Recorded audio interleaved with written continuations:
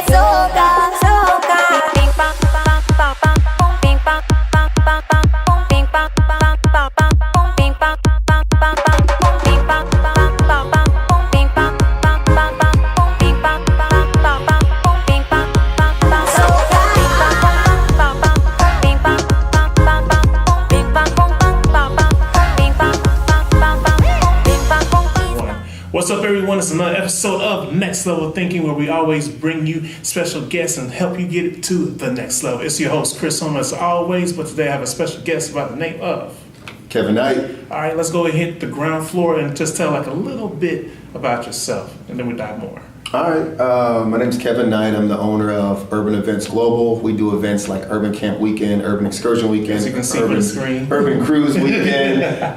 We do a bunch of different events, from camping to skiing to international trips to Thailand, South Africa, Rio, Barbados. And you know you have people's dream list, right? Yeah, so, anything you want to do in retirement, that's what we're trying to do now. Mm-hmm. Yeah, so like, let's go back into like, I guess the origin. So like, what made you become this person of today? Because you know there has to be like a backstory.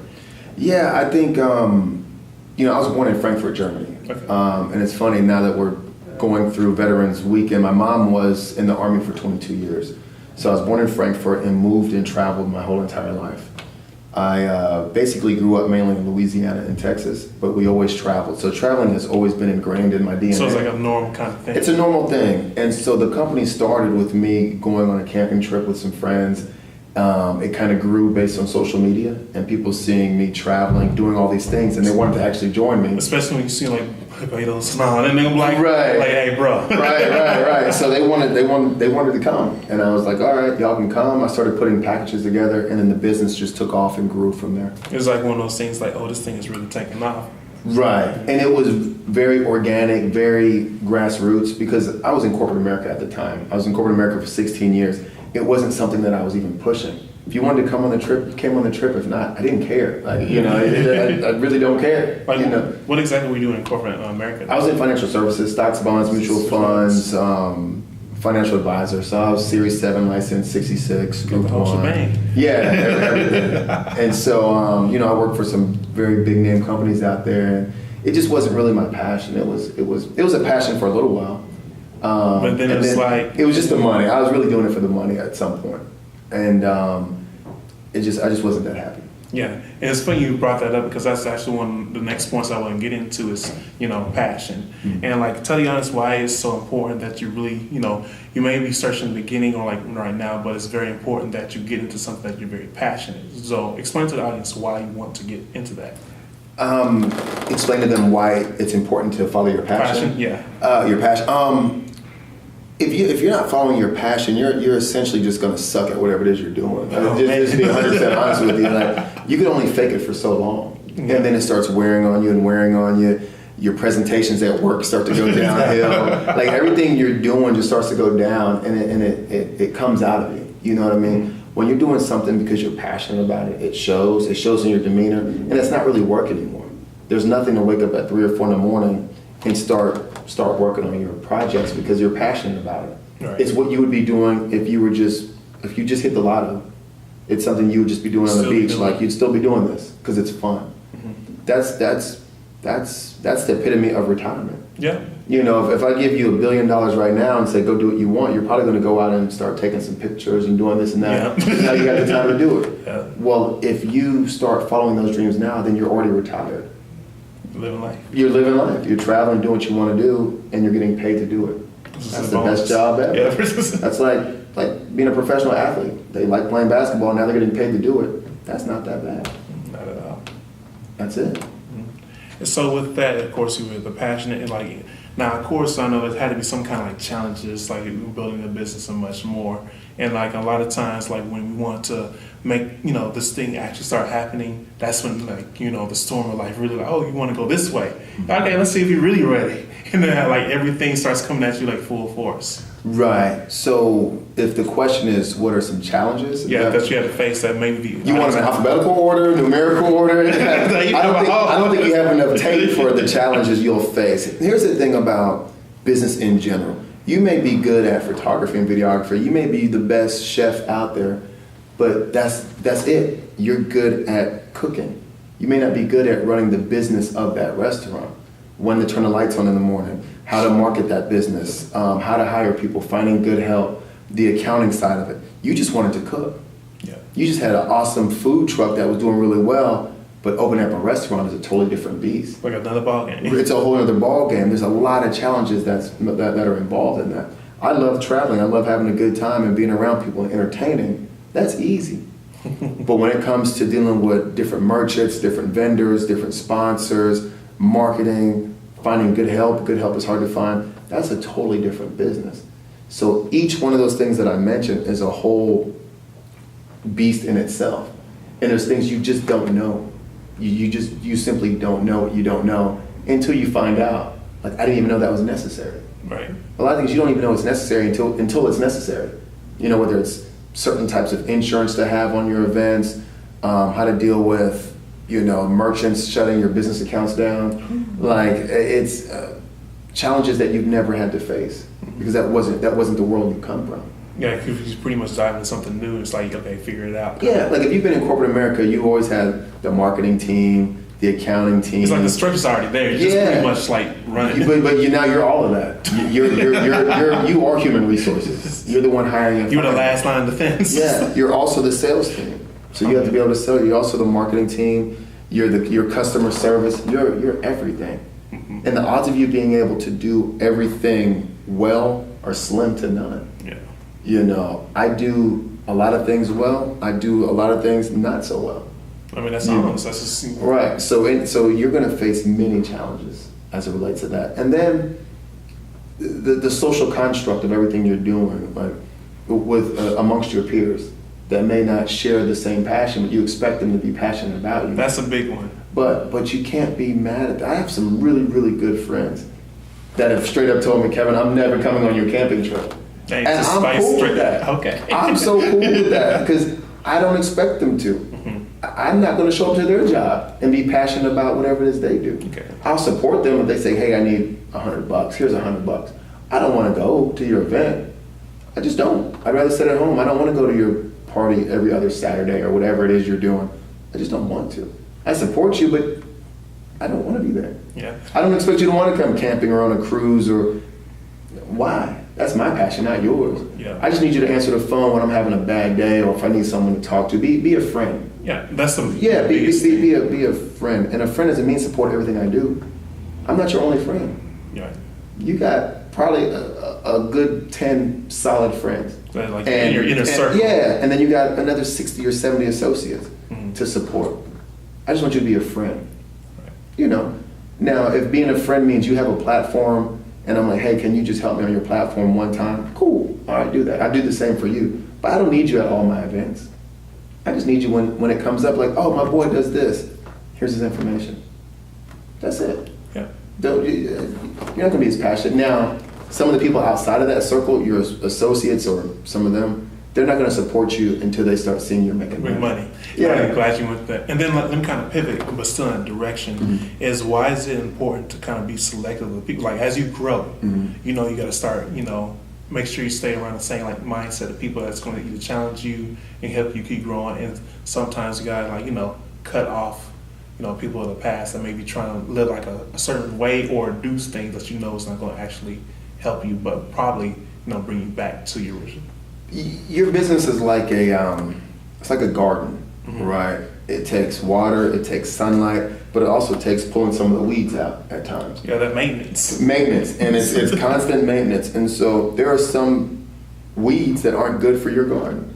There are certain vegetables and fruit that don't grow together. You know, and that's okay. That's natural. But it's okay to distance yourself from those people. They'll understand, and if they don't, oh, who cares? Like, as long as you understand, you know, like as long as you understand that I have to create this space because you're not good for where I'm going right now. When I graduated college back in 2001, I had a lot of friends that were going to med school, law school, grad school, and you know what I told them? I was like, good luck in all your endeavors. If you need me, you know I'm going to answer the phone. However, I'm not going to call you like I used to because you're trying to achieve something greater than where I'm at. I just walked across the stage from campus. I'm already in corporate America. I'm making a little bit of money. I'm partying on the weekends. You're still studying. Those two things don't go together. Like, I'm not bringing any value to your life. You're reading law books and all this. That's good. I'm talking about, hey, it's going down Friday night. We're going here, we're going here, because we're on two different paths. But in a few years, once you graduate, let's reconnect. Yeah. I'll talk to you on Thanksgiving, Christmas, your birthday. We're going to catch up, but I'm not calling you every day. I have nothing of value to bring to you outside of keep reading those books. You know what I mean? Keep reading those books, brother. Let's go. Let's go. Outside of that, I'm kicking it. I'm living a good life. Oh, see. But you got to stay focused on those books. I don't want to detract from what you're doing, trying to hang out with me, and your school starts slipping. That's not. Because then that kind of brings out what they were actually trying to shoot for. Right. So and we all laugh about it today because they're doing extremely well, and we party today. Yeah. We took a couple years off so they could do what they had to do. And now you just reconnect. Now we're back. It's just something about like patience, but also it's like just to be funny. Like the Rock said, like know your role. know your role, know your space, know your environment, and life changes. You know, I just had a beautiful daughter. She was just born in October. Congrats. Thank you. So my life changes a little bit because now you have someone that you my got. priorities change, but I'm still on the same path. It's just how I allocate my time. Because now you got to be more of a family kind of person. Because your priorities have just changed. And I'm excited about that. That's not going to slow me down from traveling to all these places. Once she gets her passport, she's coming with me. Yeah. She's not going to be in the same hotel room, but her and the mom will be in another room. I'll be in another, because our schedule is going to be different. And when I need to sleep, I need to sleep. But I still want to see her every single day. Yeah. So I'll bring her with me. You know, so you just adjust. But it's easy. If we're going from point A to point B, if someone nudges you to the side, because you know how to get back on track, it's natural. Like I just pushed you automatically came back. It's just natural to bounce right back if you know what you're trying to do. Now if you don't, you just be like, you just lay there. Like what's wrong with you? Right. I'm done. But realistically, I pushed you. You're like, oh, let me get back even. Oh, there's a camera right there. Let me get back on track. I didn't know he was gonna push me, but I know how to do an interview. You know what I'm saying? I know I'm here. I can't distract you. That can't distract you. Nothing that's going on around you can distract you because you know what you're doing. You've done this before. Yeah. Repetition. I've done this before. Because now it just becomes like muscle memory. It's like an athlete. You know, you do the same thing over and over again until like you can line like that swim or kind of rip move. Do it with your eyes closed. And now it's like you didn't even think about it. Just if someone asks you how to can you teach me that? You're like, I gotta think about it because it's so natural at this point. I've done it so many times that you gotta slow it down. Let me slow it down because it's so natural. So you just have to remind yourself what it is you're trying to accomplish, and if you remind yourself every single day, which by doing it you will, no one's gonna knock you off your pivot. And even when they do, that's a good learning opportunity to see what was it that they did to knock me off my pivot. Now I'm a little bit stronger. That's fine. We're all going to get knocked down. But are you going to get back up? Yeah, you're going to get back up. And when you do, you're that much stronger. You just can't fight that last war. You learn from it and you move on. Exactly. You it doesn't matter who you are, Barack Obama, Donald Trump, Clinton, any president. Half the people like you, half the people don't. You know, you just got to be used to that. Yeah, you have to become numb to it and play towards your audience. When LeBron or Kobe or whoever steps into a stadium, half the people like them, half the people don't. Matter of fact, most people don't like you if you're stepping into their stadium. So unless you're playing a home game, half of your career is spent with people yelling bad things at you. Yeah, can't wait till you just slip up. Wait for you to slip up, and then they're just attacking you. You got to fight through that. At the end of the fourth quarter, you go back to the locker room, deal with reporters, get on the bus, and you still got people screaming negative at you. Yeah. You have to be a strong person. Now social media, like, tweet. Right. And so guess what? You have to block that out. That's why a lot of professional athletes aren't on social media. Because that would drain you. That would drain you. So you block that out. Yeah. But guess what? You market towards your audience. LeBron knows he has an audience. He's going to make his money with his audience. Trump knows he has his audience. He's going to. It doesn't matter, good guy, bad guy, you all have your audience. Yeah. Focus on your customers and your audience. Know your role, but also know your clients and know that that's your lane. You know, whether you're selling SUVs or you're selling motorcycles and mopeds, they're both transportation, but they're different lanes. Yeah. Whether you're selling minivans or Lamborghinis, those are two different lanes. But you just know your role. They both get from point A to point B. They both have a customer base. But the person that buys this Lamborghini, you're not going to be able to sell them this minivan. That's not their life. Right. The person that goes in there to buy that minivan that has 3 kids and a soccer mom or whoever, you're not going to sell them a Ferrari, even if they have the money to. It doesn't suit their needs. Yeah, they got the different priorities. And that's okay. Yeah. Find your lane and stick with it. Go stand up, look outside this window and look at all the cars that go by. There was a van that just went by, there's a construction vehicle, there's a bus. All vehicles, different lanes, different audiences, and they're serving different purposes. Now, with that said, I got to go into this one. What's the importance of knowing your worth? Because I feel like a lot of times people get confused and forget like who they actually are, or like lose value within itself because of the critics and things like that, and they just deter off their path. So like, what is the importance of knowing like yourself and just the value of yourself as you, enjoy this journey of life? Knowing the short answer is, obviously it's important to know your worth. But I keep a strong circle of friends around me, that I've known for over half my life. Yeah, a foundation. And they're very honest. And they're very sarcastic. Some would say they're, can I say assholes on there? I guess you could beep that out. but some of them are, we're very direct with one another because it's all rooted in love. We all know you get the real feedback. Right, you get real feedback. So if I start hearing negativity come from different angles, I don't mind going to my inner circle and being like, am I tripping or what am I doing? And they're like, well, what happened? And I explain it. You're like, no, don't listen to that. Or they're like, well, Kevin, you may be doing too much right now. Bring it down a little bit. They'll tell you that. So I think for me, having that foundation of family and friends, it always keeps you grounded to where you know exactly where you're at. Even if they don't understand where you're going, it's a safe zone to tell them, this is why I'm doing this. And like, oh, okay, I get it. Right. Or you can bounce ideas off of them. But yeah, no, if you don't know yourself, you're not built to be an entrepreneur because every day you're gonna get knocked down. You're putting out fires every single day. You're basically a firefighter. You're a firefighter. You're in fire management. Like that's all you. You gotta handle this issue. Yeah, everything may be going perfectly, and all of a sudden this one phone call, you're like, oh, okay, all right. It happened to me the other day, and so it happens to me every other day. But yeah, so you're always gonna try to get. They're gonna try to knock you off your pivot. But if you don't know yourself, stay doing whatever it is you're doing. Keep your 9 to 5. Don't come into this space of being an entrepreneur if you don't know who you are. It's just whether that's rooted in church, rooted in family, whatever your foundation is. If it's not solid, this business ain't for you. Yeah, because it feels lonely. It feels very lonely. And that's another thing that a lot of people don't realize. Right. It's like on this bill, you won't have a lot of times where not everybody's gonna understand you.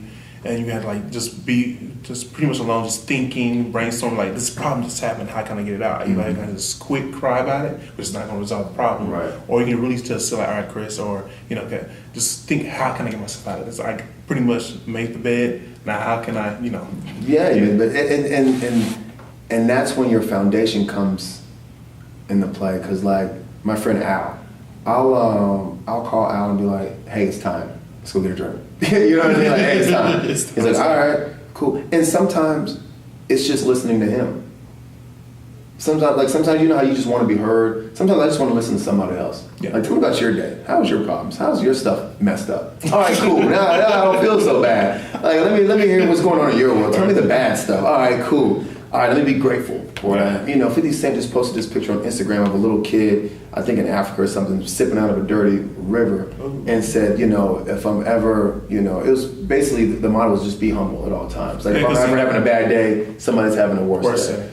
And so, we have first world problems, and then they have like real problems out there. Yeah, you can't even get access to clean water. Right, that's a real problem. A problem that I might have is this sponsor canceled on me or something. And they were like, really? Yeah. I can't get no water. Right. You're worried about a sponsor. You know what I mean? So is that a problem for my business? Yeah. But is it a real problem in life? No. So there's problems, then there's like problems. Did I answer your question? Yeah, most definitely. That kind of reminds me of like a past interview I watched on YouTube. I think he was like Mr. T, something like that. I think big figures, but like one of the things I think he said, like, no matter where he wears all this flashy jewelry. Oh, Mr. T. Okay, yeah. He said, I didn't know you were old enough to know the real Mr. T. Dang, he's just gonna put me out there. You know what I'm saying? I didn't know you knew Mr. T. Okay. Like that, just do me out there like that. You real? Hey, real. But like he said, like I always wear like these boots because they remember like where I started. Yeah. And he said that on one of his talk show interviews. It wasn't like Johnny Carson, but it was one of those type of late night shows. I saw that where he said that, and so yeah, I would say for anyone going into the entrepreneurial space to watch a lot of YouTube clips, as much free stuff as out there, and just listen to all these people that were in business, models, actors, athletes. They're always going to drop a gem that's going to relate. And they're always going to share a story of when they didn't have it, or when they were doubted, when people didn't look their direction. And if you honestly think of it, that happens all the time. It happens all the time. You just see the final product. Exactly. You just see the fancy, Beyonce and Jay-Z on stage. You don't see all the stuff they got shut down back in the 80s and 90s when they wouldn't let them do X, Y, and Z. So it's good to see the beginning part of some of those stories of like, oh, okay, so that's kind of where I'm at now. Well, doors are being closed on me, but this person still came out of it. All right, cool. It's part of the process. It kind of reminds me of like, even like the big name, Tyler Perry, known for these movies. This dude was pretty much homeless and just living off of investing into the state of a tax return. Or Tiffany Haddish, or it goes. Any famous comedian has a terrible story. Any famous comedian, all of their stuff. Every comedian out there had a rough, because that's a tough gig. Nobody pays comedians. Don't get paid. Yeah. These little improv shows, they're not making money. It's more of just branding, put yourself out there with a high. You gotta have some serious faith and put the work ethic in to get that one. Because you're still working. You're not living off of the improv. What they might give you $50-$60 or something. That don't pretty much pay the bills. Right. That won't pay. Yeah, that won't pay your cell phone bill. So. There's a lot of rags to riches type stories out there that will motivate you to keep going. So yeah. Now, one last little thing I want to hit on is like, of course, entrepreneurship is not like the social trend and things like everybody wants to put on their bio. Mm-hmm. But I really think people don't understand like the tremendous amount of work that goes into it. Tell like the audience the importance of the work ethic when you're coming into this, because there's going to be a lot of like tireless hours you're going to have to put in to keep the business running. It's funny you say a lot of people like to use the word entrepreneur. Like, if you're not generating enough income and paying taxes on it, you're not doing it. That's like an Instagram model. Like, show me your contract. Like, did you pay tax? Are you living off of this, or are you somebody's administrative assistant and you take cute pictures online and post them? That doesn't make you a model. Thing 100. That doesn't make you a model. It just makes you somebody who takes good photos. You're a cute girl. You're gonna get a bunch of likes. But are you getting money? Are you getting contracts? That is the difference to make. Are you getting money? For this? Are you paying taxes on that? Are you making? It doesn't even have to be six figures. Are you making $30,000 doing this? Take home, okay. But even if you're starting, if you're making $5,000, $500, okay, you're an entrepreneur. If you're generating something. Yes, if you're generating income, but don't pretend to be. Don't spend so much time pretending.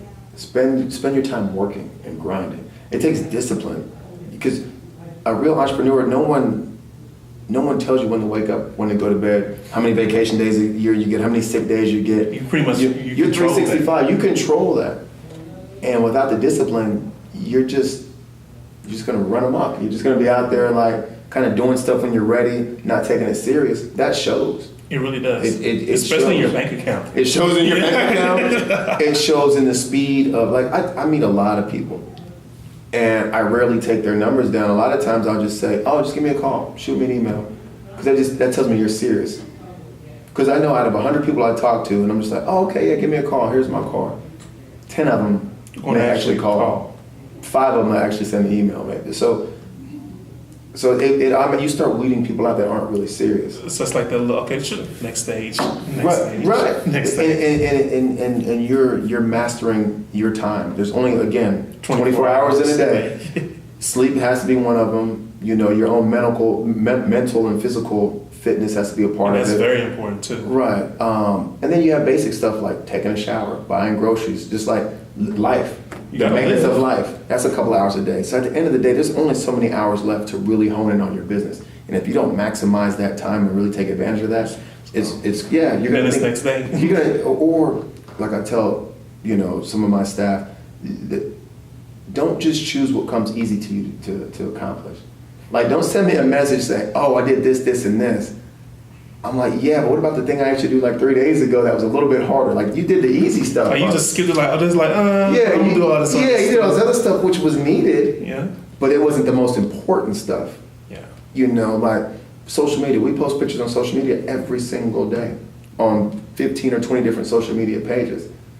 That's the easy part. Mm-hmm. What about the research on this hotel in Dubai that I need you to look at and make those phone calls? Yeah, phone calls. Yeah. That's when it really gets like, are you serious? All right, I need you to find this person, make a phone call. Make a phone call, leave a voicemail. They're like, oh, I emailed them. I don't care if you emailed them. Did you call? And I come from a sales world where you had to make a certain amount of phone calls a day. Yeah, you're putting the numbers in your favor. No matter how much money I made in my corporate career, I still felt like I was a receptionist because I still had to get on the phone and call, make them dial, smiling and dialing. Whether I was making 60,000, 120,000, 200,000, I was still on the phone. And I guarantee with that in sales, that's when you really you bring the numbers to really small, because not everybody, a very few actually want to pick up that phone, right, and make that call. It's hard because people don't like rejection. You're gonna get. I got rejected so many times. It's so easy for me to say no nowadays because I've been told no so many times. I'm just like, I couldn't wait to tell people no. I was like, no, can't do it. No, not good for us. No. Kind of reminds me like the Les Brown story. I mean, paraphrase, get it kind of mixed up, but he said like, because he was talking about that too, and he just got to the point where it's like, you know what? I'm gonna have to play a little game. I'm gonna knock at every door, and eventually somebody's gonna say yes and let me in. So it's like, would you like to buy a TV? Oh. Would you like to buy a TV? Oh. Would you like the TV? Yes. Right. It's like, I didn't know how to respond to the yeses. If it wasn't for, and the funny part is we used to do role plays in some of my corporate jobs. When you did get a yes, where to go when you got the yes? Like, we knew how to handle the no's. We knew how to handle the rebuttals to no's because there was a bunch of rebuttals, training, and all that stuff. But when you got a true yes, it's like, let me go to this playbook, But yeah, discipline is number one. You got to be disciplined. No one tells you when to go to bed. No one tells you when to wake up. You create your own destiny. The only time I have to wake up is when I'm coming to do something like this, or when I'm catching a flight, or if I'm going to a wedding or a funeral, or an important birthday. But outside of that, I don't set an alarm clock. But I'm also up to 3 or 4 in the morning. So like, well, what time do you wake up? Oh, not early. I'm not an early bird. I'm a night owl. I'm still only sleeping 4 or 5 hours a night. I'm still getting my work done. I just don't wake up early. I can't do it. Won't do it. but you know what? I didn't do it in college. I couldn't wake up early. But the thing is, you know what fits you, and you master it. Yeah. Because you're getting your work done. You call me at 1 o'clock in the morning, we can have the exact same conversation. I'm gonna be just as wide awake. 1 o'clock, 2 o'clock, 3 o'clock. I may be starting to get tired, but yeah. 7 in the morning. 7 in the morning, my phone's on silent, so it doesn't matter. You can call me 24/7. Just know when I'm about to go to sleep, click, silent. There's only 1 or 2 numbers getting through that time of night. My mom and now, the mother of my child. But besides that, nah. No, That emergency gonna have to wait for 3 hours. If you in jail, there's not much I can do anyway, but post bail, and they're so slow in the bail system where even when I post, you'll be there for a few more hours. I got you. Yeah, I'm like, I got other priorities. I got other priorities. I'll get you out of jail. We're good, but you're gonna be in there for a few more hours. Yeah. Yeah. So, would you like to leave with a closing statement to the audience so they can, think on it or just get some value? I'll throw the ball to you. Guide me in the right direction. Give me an example. Like something that you want to leave them to think about, or just like a jewel that will help them on their life. I would say a jewel to keep. All right, we back. But hit that last little statement that we're part of. Yeah. So that's me. Yeah. So I would say one jewel that I would leave with you or with anyone listening is keep your main thing your main thing. If your main thing is being a makeup artist, be the best makeup artist you can be and focus just on that. At some point, 1, 2, 3, 4 years later, you'll be able to focus on doing makeup classes, makeup seminars, makeup tutorials. But in the first foundation of your career, keep your main thing your main thing. If you're Krispy Kreme or Dunkin' Donuts, make donuts your main thing and stick to that. They're not trying to sell us salads. They're not trying to sell us burgers. They make donuts their main thing, and that's it. And I think a lot of people lose focus on their main thing. Once you're focused on that main thing, nothing else could distract you. That doesn't mean turn your back to people that come to you with different ideas of what you can do with your craft. But if you only have so many hours to focus on your main thing, make that your main thing. Great. Keep your main thing your main thing. And where can they find you? You can find me at urbanaventsglobal.com, just like it sounds, urban, URBAN, events, EVENTS, and then global, GLOBAL.com. On social media, you'll find us at Urban Events Global as well. As you can see behind us, that's our Urban Camp Weekend trip. That's at Urban Camp Weekend. We have Urban Excursion Weekend, Urban Cruise Weekend. My name's Kevin Knight. You can find me at KJKNIGHT1911 on pretty much anything. Awesome. And if your editing skills are great, you'll put that at the bottom of the video. So my challenge is to see what his video game looks like, to see if he can add those captions in with my social media. That way you don't have to write it down. You can just look at it real quick. Challenge accepted. On his own show.